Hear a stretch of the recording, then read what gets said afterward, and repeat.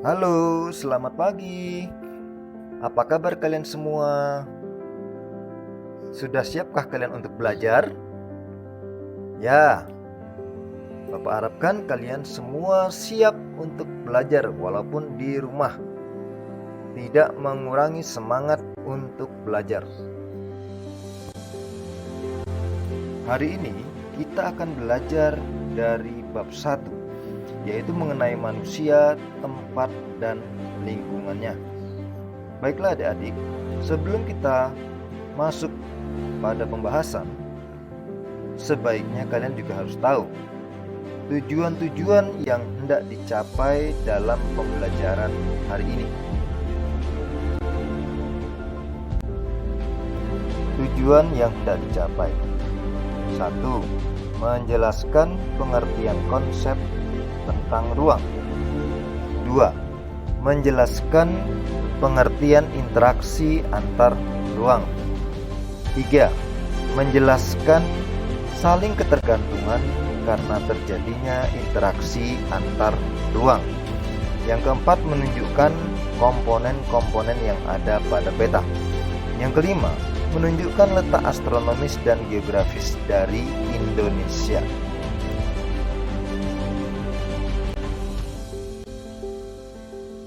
Pengertian tentang ruang.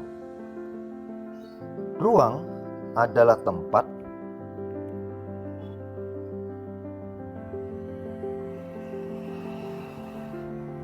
di permukaan bumi, baik secara keseluruhan maupun hanya sebagian yang digunakan oleh makhluk hidup untuk tinggal. Jadi, di mana ada batu-batuan ataupun benda-benda mati, benda hidup, makhluk hidup seperti manusia dan hewan yang ada di dalamnya, itu bisa kita sebut ruang. Konsep ruang tidak mesti harus semua makhluk ada. Bisa saja dalam ruang tersebut hanya ada benda-benda mati. Itulah ruang. Tetapi jika ada benda hidup dan benda mati, bisa juga disebut dengan ruang. Jadi di permukaan bumi, ruang itu mempunyai ciri yang tidak sama satu sama lain, ya. Yang jelas bahwa ruang ini bisa digunakan oleh makhluk hidup untuk tempat tinggal.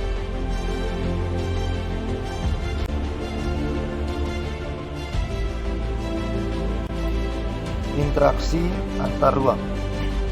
Jadi maksud dengan interaksi antar ruang itu adalah adanya kegiatan saling mencukupi antar ruang satu dengan ruang yang lainnya karena suatu kebutuhan.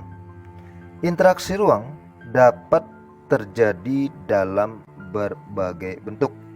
Yang jelas adanya saling memenuhi kebutuhan sehingga terjadi komunikasi antara yang satu dengan yang lain, maka ini bisa disebut dengan interaksi ruang. Adanya interaksi ruang itulah yang menimbulkan terjadinya ekspor dan impor atau perdagangan antar pulau. Karena tidak ada di dunia ini makhluk atau negara manapun atau benua manapun yang sanggup memenuhi kebutuhannya sendiri. Karena perlu kita ingat bahwa manusia itu adalah makhluk yang tidak pernah puas. Karenanya kebutuhan yang tidak sama itu mesti dicukupi. Jika tidak dapat dicukupi, maka akan terjadi yang namanya kelangkaan.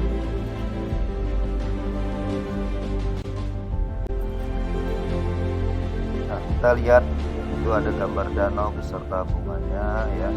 Betapa bumi ini dengan segala keindahannya dan kealamiannya harus kita jaga.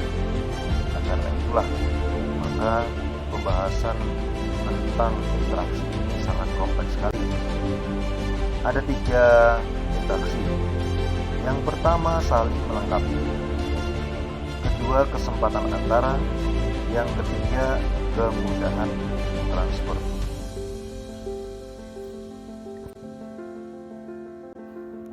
Nah, yang pertama, interaksi saling melengkapi atau istilahnya kerennya complementarity.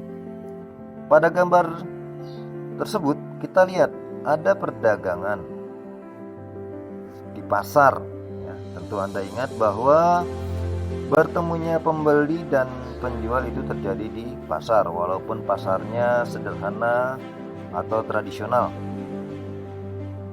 Nah, oke lah, kita katakan bahwa ini adalah wilayah A. Sedangkan yang satu sebelahnya Anda lihat bisa itu adalah gambar gunung-gunung dengan sawahnya yang menghijau.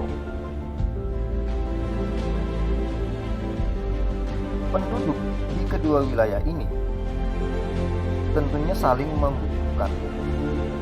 Yang satu membutuhkan beras untuk dimasak sebagai nasi, yang satunya membutuhkan lauk pauk atau sayur-sayuran sebagai pelengkap makanan mereka. Maka di sini terjadilah yang namanya interaksi saling melengkapi atau complementarity. Nah, inilah yang menyebabkan timbulnya juga perdagangan.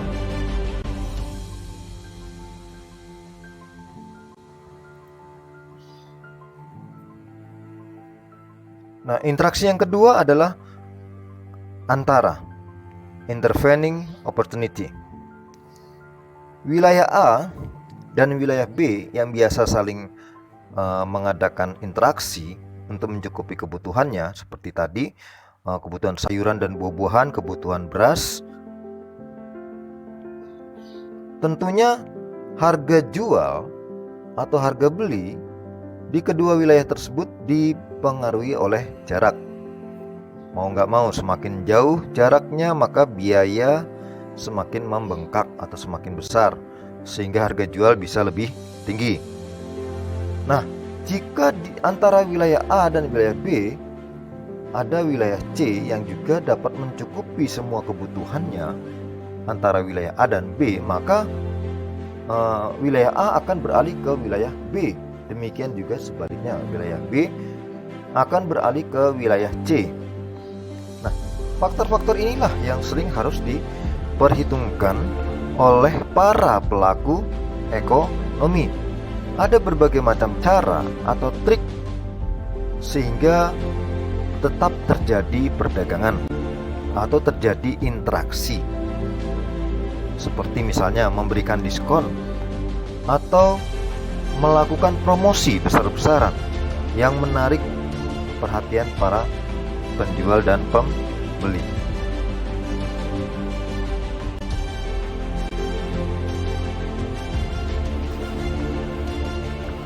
Transfer ability atau kemudahan transfer.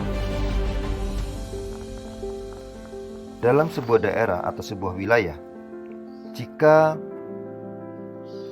fasilitas atau sarana prasarana yang ada di daerah tersebut masih minim, ini menyebabkan yang namanya semula kemudahan transfer, maka malah terjadi sebaliknya, kesusahan transfer.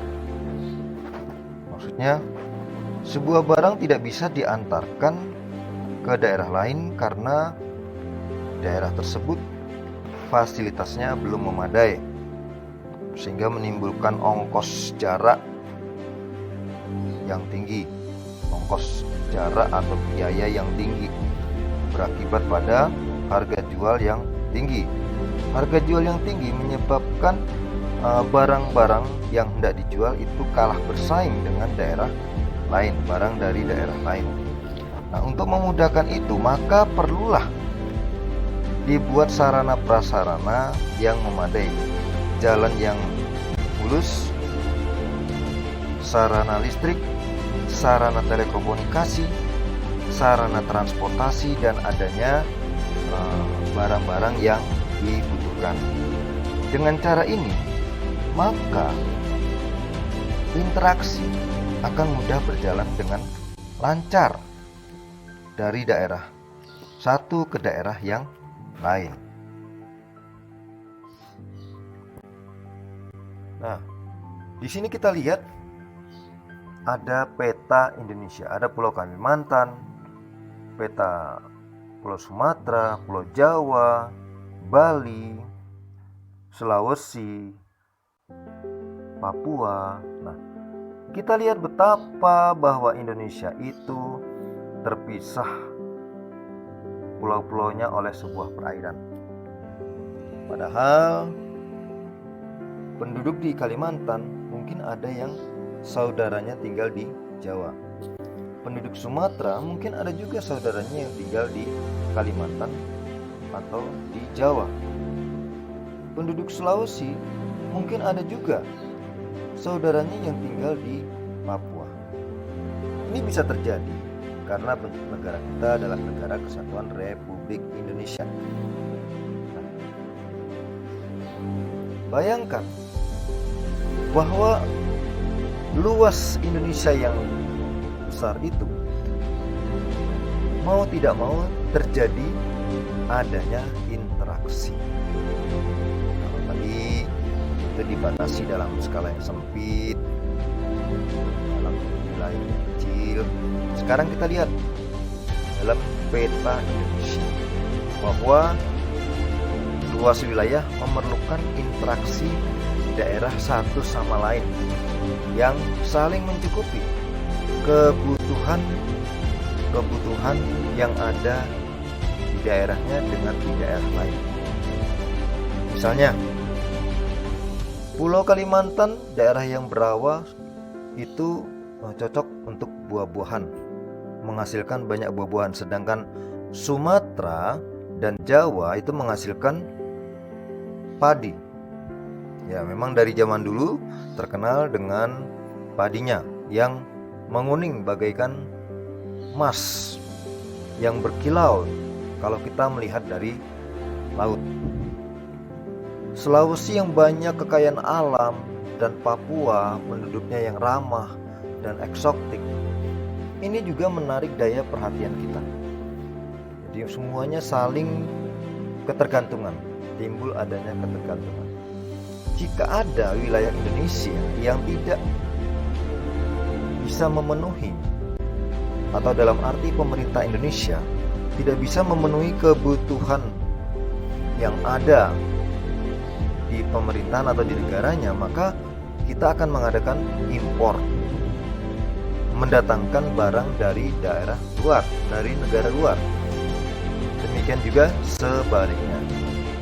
Sekarang ini ekspor emas harus dalam bentuk batangan sehingga mudah dihitung. Ekspor bauksit juga demikian, harus mudah dihitung. Itulah negara kita.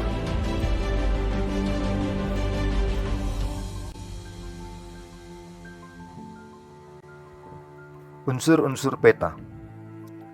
Sebuah peta yang baik harus memenuhi 10 unsur.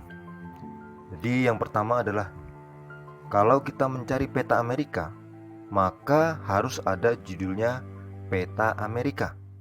Atau mencari peta Indonesia, harus ada judulnya peta Indonesia. Yang kedua, bahwa unsur-unsur peta itu harus terdiri dari skala peta. Skala peta ada skala angka, ada juga skala garis atau grafis. Nah, sebuah peta yang baik juga harus ada petunjuknya, petunjuk arah mata angin, yang kita kalau sekarang katakan adalah orientasi utara.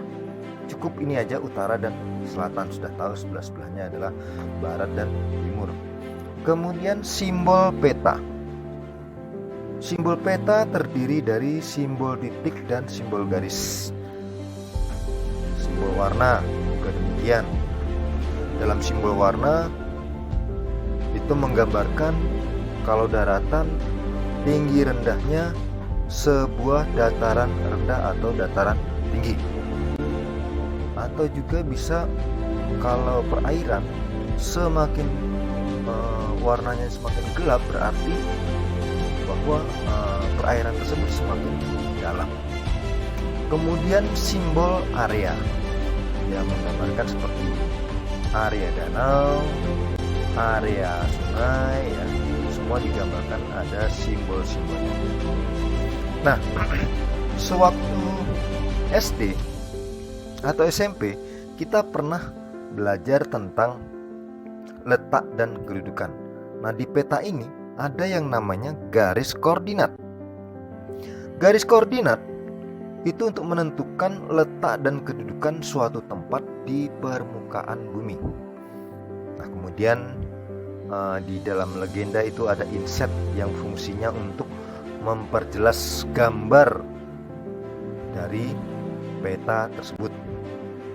Legenda itu adalah sebuah kotak informasi yang menggambarkan atau menunjukkan informasi seperti lapangan udara yang digambarkan dalam bentuk pesawat, kemudian pelabuhan laut yang digambarkan dengan kapal, rumah sakit yang digambarkan dengan palang merah, dan lain sebagainya. Dan yang paling terpenting di sini adalah supaya kita mengetahui bahwa peta itu selalu berubah dari masa ke masa, maka harus tahu sumber petanya yang berisi tahun pembuatan dan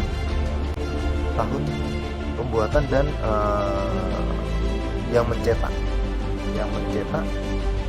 dari peta tersebut. Nah, itulah sekilas tentang interaksi antar ruang.